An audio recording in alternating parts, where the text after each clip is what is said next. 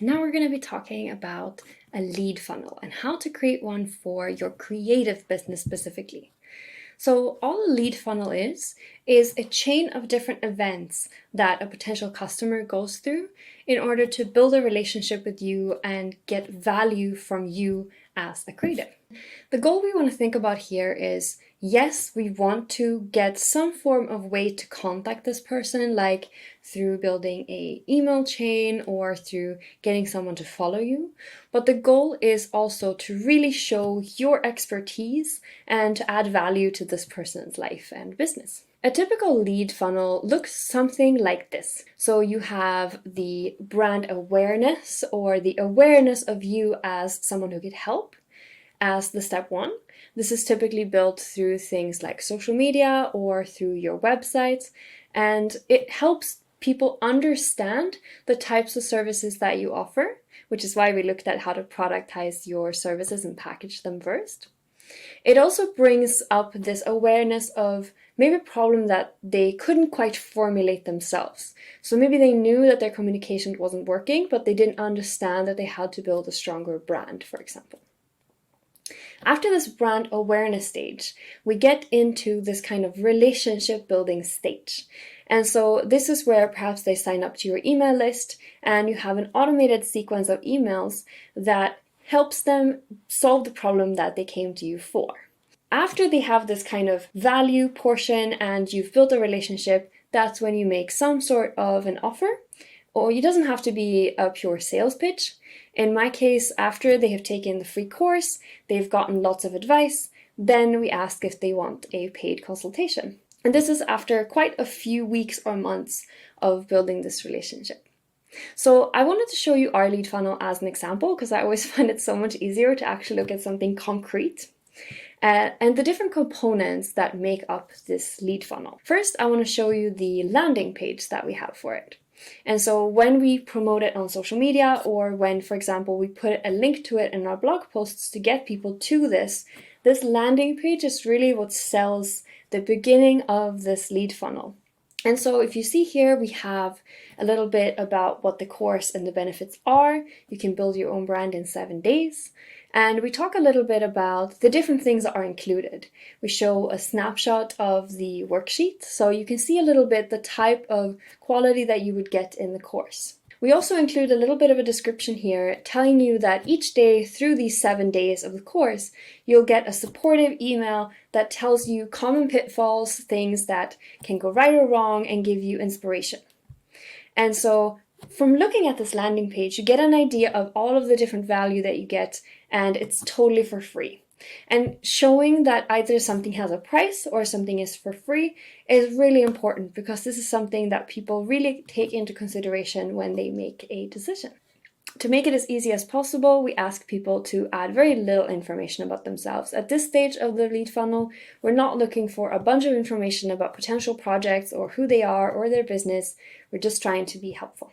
After the landing page, I wanted to show you what these different emails look like and what the workbook looks like.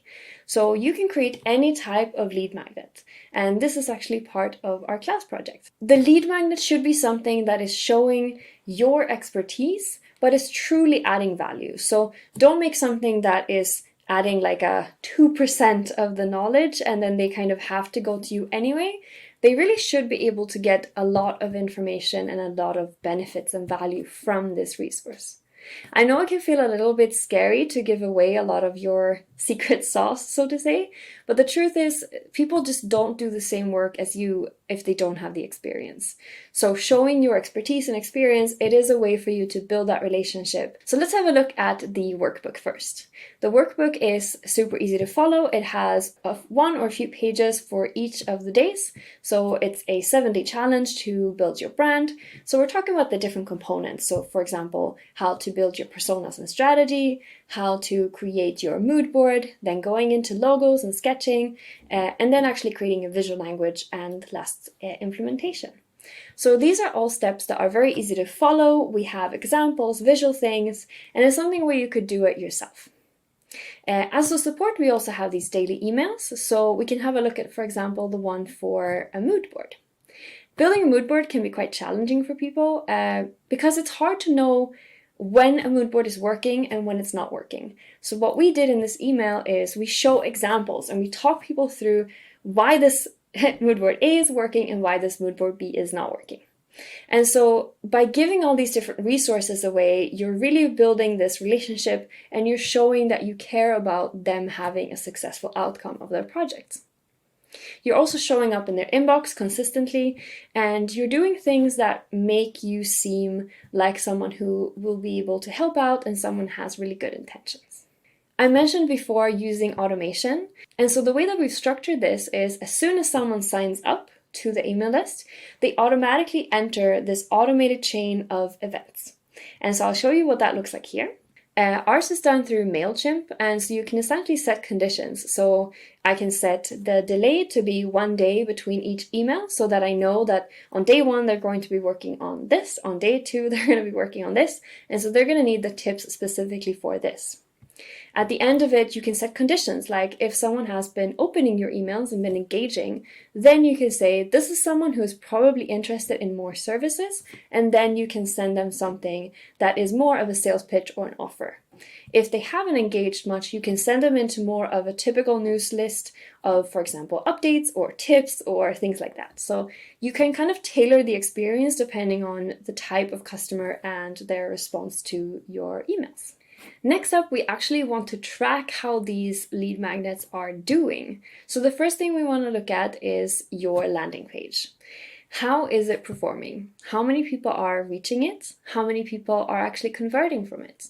And use that as a benchmark so that when you try to improve it, if you think, for example, oh, maybe this is not clear enough, I want to make a change, I want to test it, you have a before and something that is after as a result. So you can see if the changes that you made and the improvements that you made actually were improvements.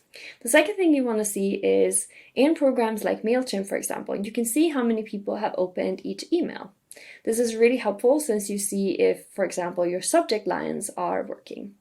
If you can tell that people aren't opening your emails, that is typically because of the subject line, or because the resource that you're offering isn't helpful enough. Or maybe you're sending way too many emails and people just don't have the energy to open all of them.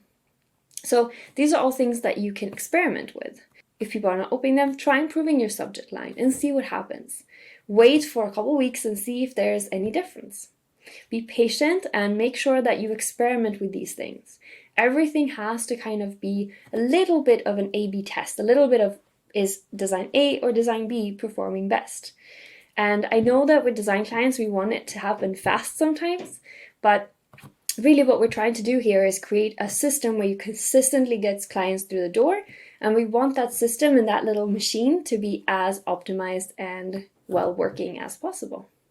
So take your time to make little experiments and see how you can improve it.